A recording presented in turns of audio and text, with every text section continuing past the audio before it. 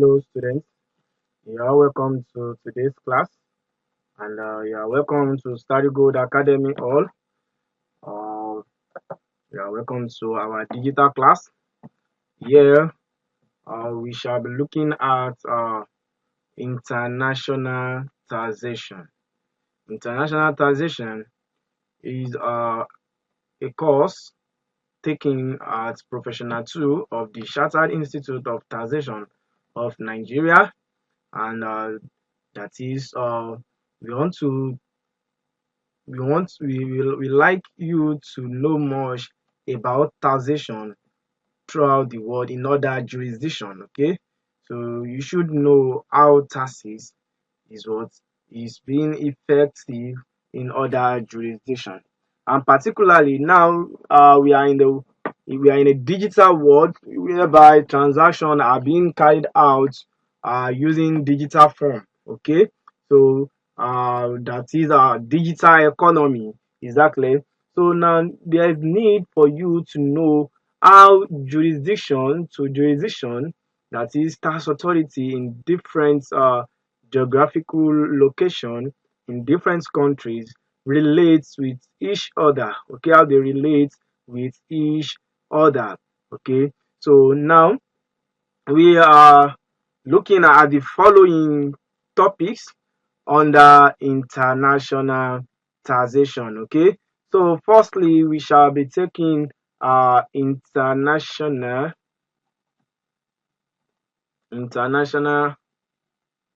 tax policy, international tax policy.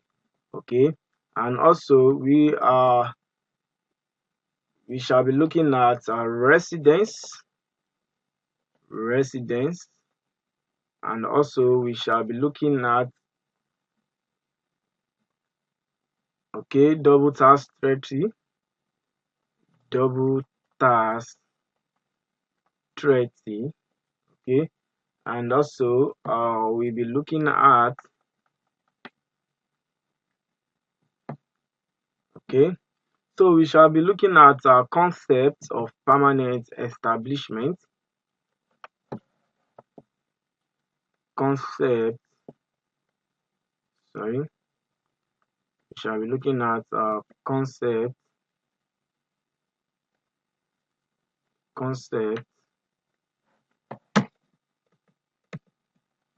sorry we shall be looking at concepts of permanent establishment.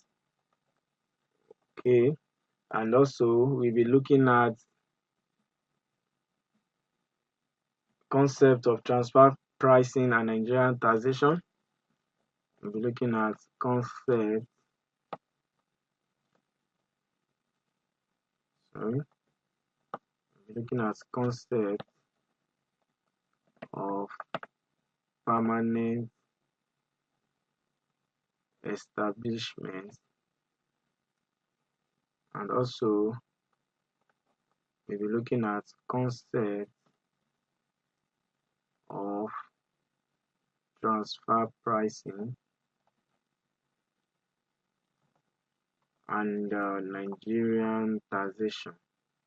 Concept of transfer pricing and Nigerian taxation, and also we'll be looking at effects of offshore judicial decisions, effect of offshore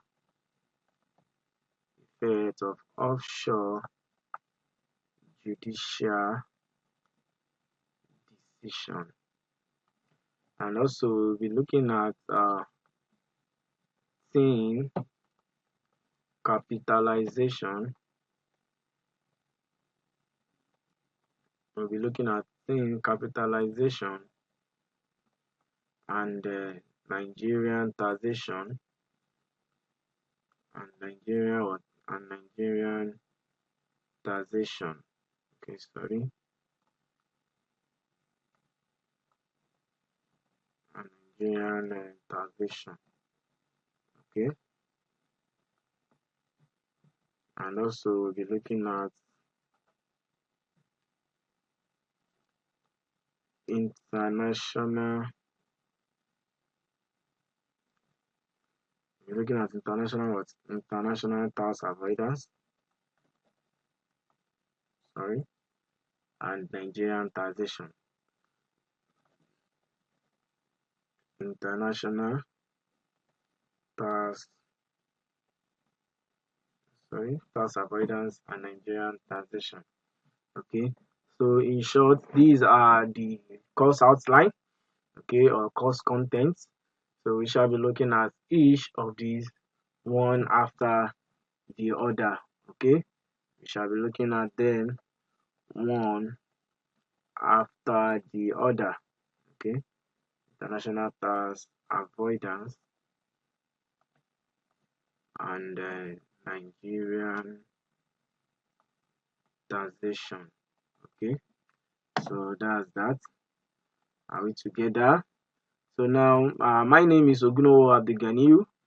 So I will take you throughout this course, and I wish you best of luck. And I pray, may God grant you more wisdom, knowledge, and understanding as we go on in this class.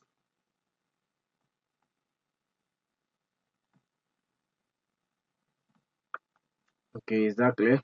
So I would like you listen attentive and make sure you avoid any means of distraction while learning. Okay, because this is a digital class now, and also you can always play back whatever you miss, or if you feel like you don't get it the first instance. Okay, so you can always go back to uh to the notes. Okay, by reversing. Okay. Now, let's start with international tax policy, which is our chapter one of this course. Okay, so now international tax policy. Under this topic, we shall be taking introduction to international taxation, and also we'll be taking objectives of international tax rules, and also taxation of inland and outward investment. And it is also essential to define some key terms such as active and passive income distinction, portfolio investment, double taxation, source and residence tax jurisdiction, okay, and also controlled foreign companies. Okay, and also we shall discuss taxation and public international law. We shall look at history of international tax law. We discuss jurisdiction to tax, including limits to tax jurisdiction arising from public international law, that's under taxation and public international law. Also, we are going to discuss rules of public international law governing the assessment and collection of taxes, cross-border enforcement of tax debt, introduction to international fiscal policy, and international settlement of fiscal disputes. Also, we'll be looking at international fiscal policy and income profit taxation, causes of international double taxation of income profits, under which we are going to discuss conflict of residence and source, conflicting definitions of connecting factors, other causes of international double taxation, including particular issues for using citizenship as a connecting factor for taxation. Okay, and likewise, we'll be looking at methods of relief from international double taxation. Relief by credit will be discussed under this part, and also we are going to take relief by exemption, practical difficulties in applying relief by credit and relief by exemption, and also relief by exemption and relief by credit compared by taking the difference between, or by explaining what capital import neutrality is and capital export neutrality. Okay, and under that part as well, that is other methods of relief from international double taxation. We shall be discussing other methods of relief from international double taxation, such as relief by deduction of foreign tax and relief by deferral. Are we there? Now, also, we shall discuss international fiscal policy and indirect taxation. Under this subtopic, we'll be looking at causes of international double taxation of indirect taxes, such as VAT, withholding tax, and the likes, and origin and destination basis of taxation. We shall also discuss relief for international shipping and airlines companies, World Trade Organization, General Agreement on Tariffs and Trade, and General Agreement in Trade in Services and their relevance to taxation, WTO, GATT, and GAT. Okay, and finally, lastly, we shall take international cooperation between tax administrations, under which we are going to discuss international cooperation by bilateral agreements, analyzing the model of agreements on administrative cooperation, or analysis of model agreements on administrative cooperation, and finally, to end it up, we are going to take multilateral cooperation between tax administrations.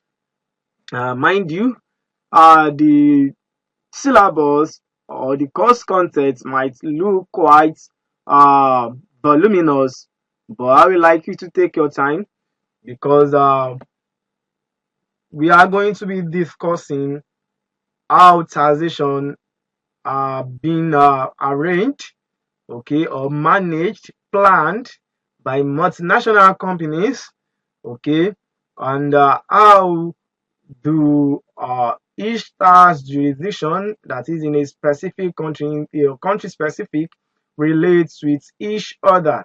Is that clear? So that's why it's so voluminous. But just take your time, rest your back, and listen to the lecture while I take the class.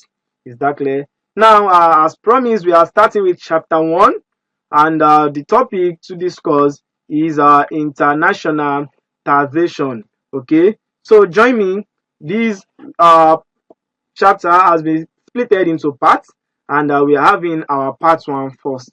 Now, we are going to start with introduction to international taxation. That's first on the list I have here. Introduction to what? Introduction to international taxation. Now, systems of taxation vary among governments, right? So making generalization difficult, specifics are intended as examples and relate to particular governments and not broadly recognized multinational rules. Yes. You know, as taxes may be levied on varying measures of income, including but not limited to what? Not limited to net income, under what? Under local accounting concepts. In many countries, this is referred to as what? To as profit. Okay, so it's referred to as what? To as profit. Also, we have what? We have a gross receipts. Okay, we have a gross receipts, gross margins. Okay, we have gross margins. That is sales less cost of sale, or specific categories of receipts less specific categories of reductions. Unless otherwise specified, the term income should be read broadly. Now, when we say income, it depends on the tax person. Okay, so it depends on who the tax person is, that is the taxpayer. Are we together? So if the taxpayer is an individual, okay, so tax will be charged on his what? On his income. Okay, tax will be charged on what? On his income. And also, if the taxpayer is a company, okay, if the taxpayer is a company, you know that profits should be charged on what? Profit should be charged on such company profits for the year. Is that clear? So profits for the year, and which should also be classified as income to the company itself, isn't it? So jurisdiction often impose different income-based levels on enterprises than on individuals. Okay, so entities are often taxed in a unified manner on all types of income, while individuals are taxed in differing manners depending on the nature or source of the income. Okay, so many jurisdictions impose tax at both an entity level and at the owner level on one or more types of enterprises. Okay, so these jurisdictions often rely on the company law of that jurisdiction, or that that other jurisdiction. Okay, they often rely on the company law of that jurisdiction or the other. It was in determining whether the entity, that is whether an owner, are to be taxed directly on the entity income. However, there are notable exemptions, including the United States rules characterizing entities independently of legal form. Okay, so managers of entity or the shareholders are tasked independently of the company they are managing or of the company they own. Okay, so on all dividend they receive, they will be charged what? They are paying withholding taxes, while the directors or employee that manage the business, the company, will also be charged on personal income taxation. And why the company profits, okay, before distribution of dividend as well, will be charged for company income tax. So in order to simplify administration or for other agendas, some government have imposed deemed income regimes, and these regimes tax some class of taxpayers according to tax system applicable to other taxpayers, but based on a deemed level of income as if received by the taxpayer. Are we together? So disputes can arise regarding what level is proper. Procedures for dispute resolution vary widely, and enforcement issues are far more complicated in the international arena. In the what? In the international arena. So the ultimate dispute resolution for a taxpayer is to leave the jurisdiction, taking all property that could be seized, and for government, the ultimate resolution may be confiscation of property, incarceration, or dissolution of the entity. Confiscation, okay, or what? Or dissolution, okay, or dissolution of what? Dissolution of the entity.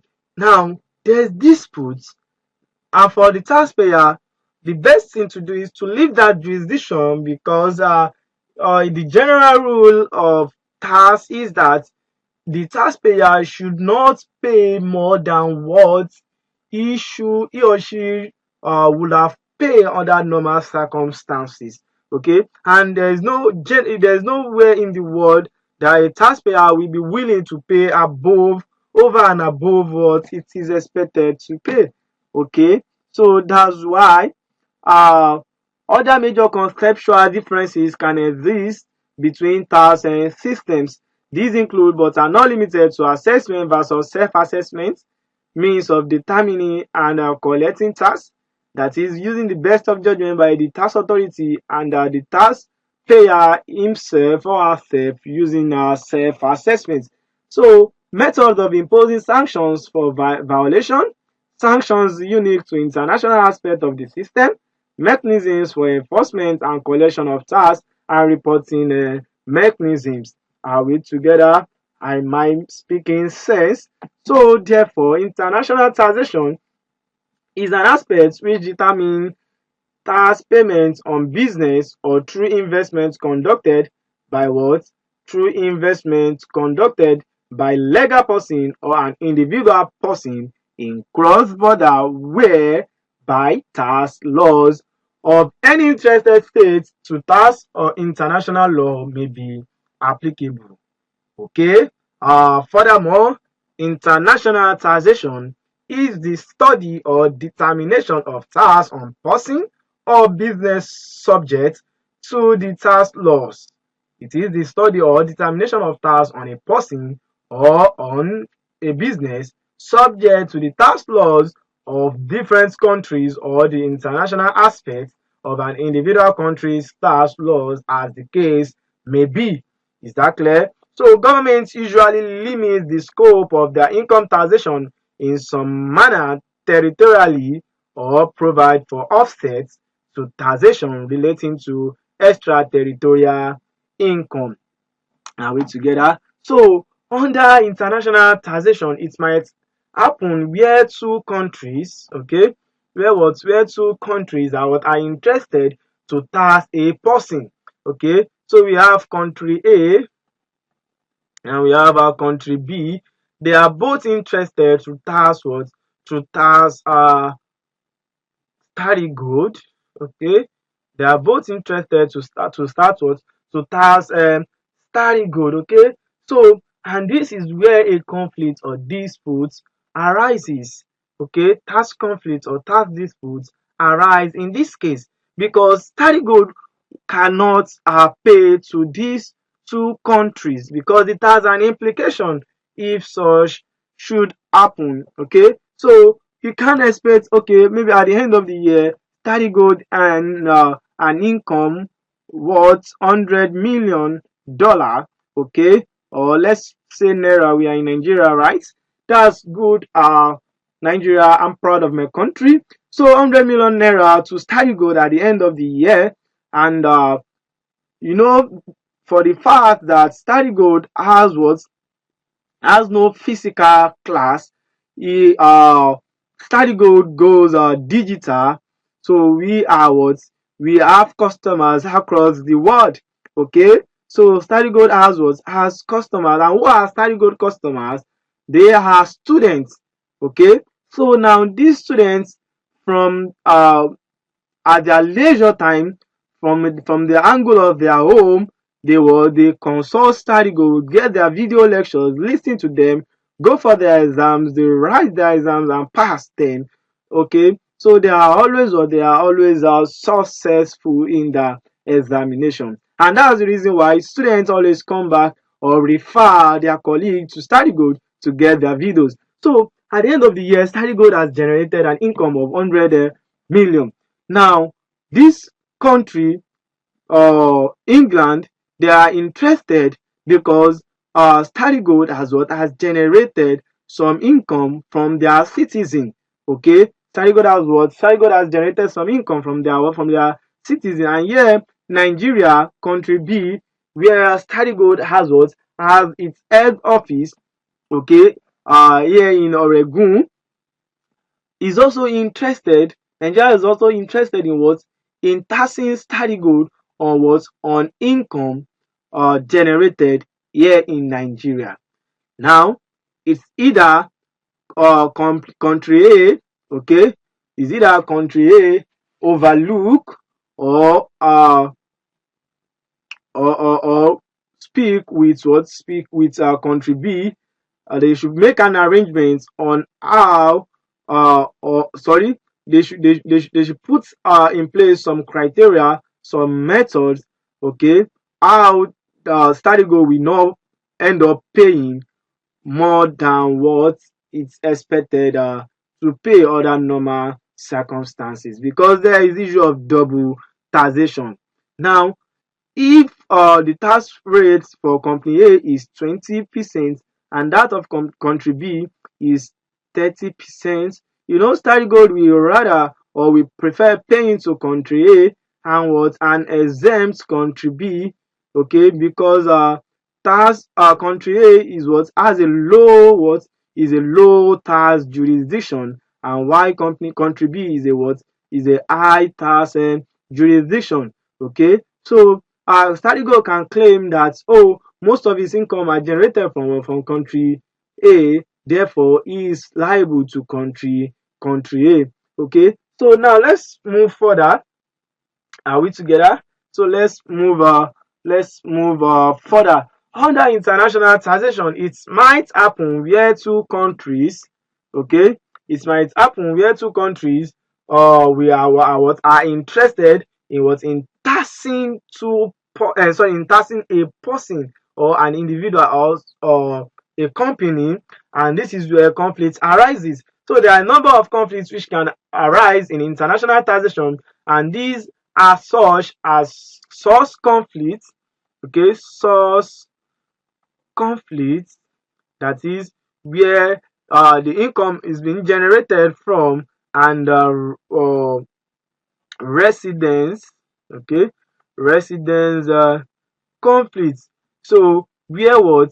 Where the head office or the management that controls the business resides. Okay, like the case of Starry Gold. Starry Gold has its head office here in Oregun, Lagos, Nigeria, but most of its customers are located or reside in what? In England. Can you see? So his source of income is what? Is England, while his residence is what? Is Nigeria. Are we together? So there are a number of conflicts which can arise in international taxation. These are such as source conflicts where two states claim that the source of income comes from their country, and residence conflict, which is residence source conflict, income characterization, also income characterization, okay, and conflict and entity conflict are stated by tax justice network. Okay, so therefore, due to these conflicts, state found it necessary to form some agreements on how to deal with tax collection having foreign nature. Having foreign nature. So that's why there are many conventions. We have and also we have double tax treaty. Okay, we have multilateral conventions, we have bilateral conventions and the likes. Okay, so so as to reach some agreement or form some agreement on how to deal with these international issues on taxation. Is that clear? So now let's look at the objectives of international tax rules. What is the objective, or what are the objectives of international tax rules? Taxes are not international. Do you agree with that? Yes. Why? Because a specific country or country specific as its domestic tax rule. Okay, as its domestic tax rule, and there is no international tax rule. Okay, there is no international tax rule. But we have treaty. Okay, we have tax treaty. Is that clear? We have tax treaty. Okay, so the reason being that the way we do here in Nigeria is quite different from how they do over there in England. Is that clear? So, and if you notice that there's no where in the world, or there's no each country has its unique tax rates, especially for companies. Like in the case of Nigeria has the lowest uh, company income tax rates in Africa. Is that clear? So it has the lowest company income tax rate of 30% in what? In Africa, and most parts of the world. Is that clear? And also for personal income tax, you can see in the case of Nigeria, we have what? Uh, 5%, okay, 7%, 11%, and the likes. So you get to 24%. Is that clear? Am I making sense at all? Sorry, you start with 7% rather. You start with 7%, 11%, 14%, we have 21% and 24% and the likes. So look at and in some other countries it is not that. Okay, so taxes are not what they are not international. There is no separate global tax law that governs cross-border transactions. Moreover, there is no international tax court or administrative body for international tax issues. All taxes are leveled under their domestic tax law or under their domestic law by federal, national, or local governments. So these tax laws have an impact on cross-border transactions. Therefore, international taxation governs these domestic tax rules under customary international law and treaties. Customary international law, customary international law, and what? And then treaties. Okay, so international taxation also supports other objectives of domestic tax systems. So now, what are the objectives of international taxation? These objectives normally include measures to promote fairness by imposing equal tax burdens on domestic and foreign taxpayers with equal income and ability to pay regardless of the source of the income. Yes, you should be fair to all individual, okay, and also do they have the ability to pay. You don't just impose taxes on individual or on citizen living in a territory, okay, so you should consider their ability to pay. So if they have no if they could not avoid, okay, paying at the rate of 25%, you should consider them by bringing it to 50% if that is what they can avoid. Okay, if that is what they can avoid paying, so that there will not be to reduce the amount of disputes that we to reduce the amount of disputes between the tax authority and the individual citizen. Okay, so also another measures or objectives of international tax policy is to enhance domestic competitiveness through fiscal measures and to promote economic growth, to obtain a fair share of the revenues from cross-border transactions, and to ensure an equitable balance between capital exports and capital imports. Neutrality. Okay, so because there are some investors that source for their capital, the source for finance of their business, especially companies in the industry, in the oil sector, uh, to finance their project, their business. Okay, so this uh, is referred to as what? Capital import neutrality. Okay, sorry, capital imports. Okay, let's put it that way. Capital imports. So there should be neutrality. That is because paying back this loan, the tax and these investors should be allowed to pay through Central Bank of Nigeria, so as to take advantage of forex. Okay, compared to using other domestic like these what are they called, uh bureau de exchange, okay, and the likes, so that to reduce the cost implication. So the principles of international taxation are influenced by tax equity and tax neutrality within the national economic sovereignty of each nation.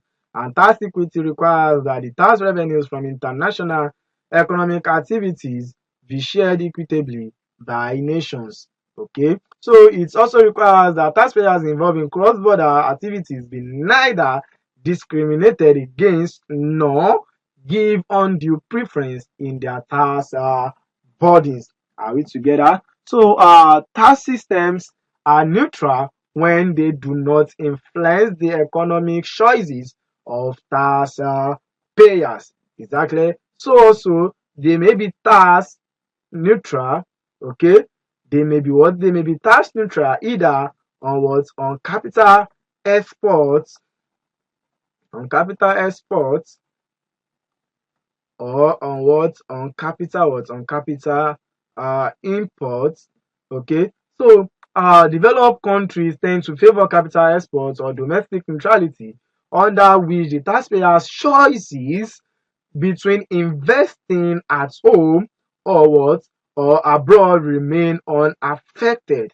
Okay. That is what we call world efficiency. World efficiency. Okay, that is what we call word efficiency. So on the other hand, developing countries generally prefer capital imports, that is, go and source for finance out the country and bring them in. Okay, so, or we call it competitive neutrality. Okay, competitive neutrality.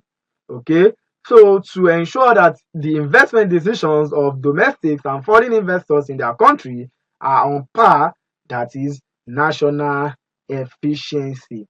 So while capital exports is to promote world efficiency, capital imports is what? Is to national efficiency. Are we together?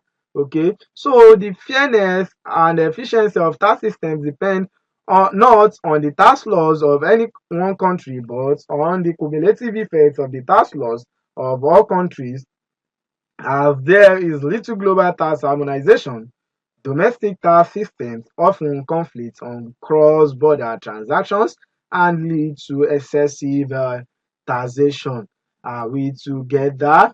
Okay. So countries are what? Countries are at differing levels of social and economic growth with varying physical needs. Each country applies its own taxing rules to transactions connected with its jurisdiction. So the lack of a common view on international tax principles creates economic distortions. Creates what? Creates economy distortions, okay, and also encourages international tax competition.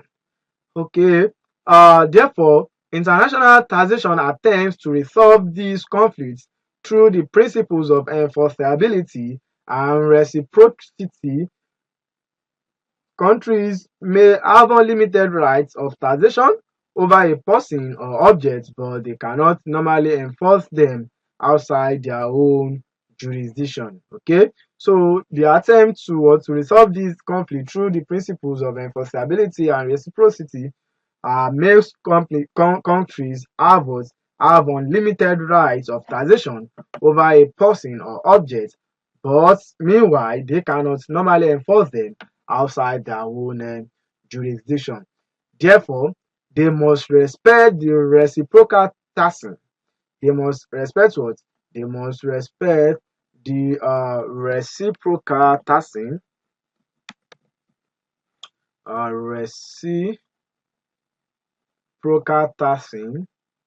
Okay, they must respect the reciprocal taxing rights of other countries and cooperate with them to evolve rules of taxation that meet their mutual physical objectives. That means that what? That means their mutual physical objectives. Are we together? Okay. So we are progressing, right?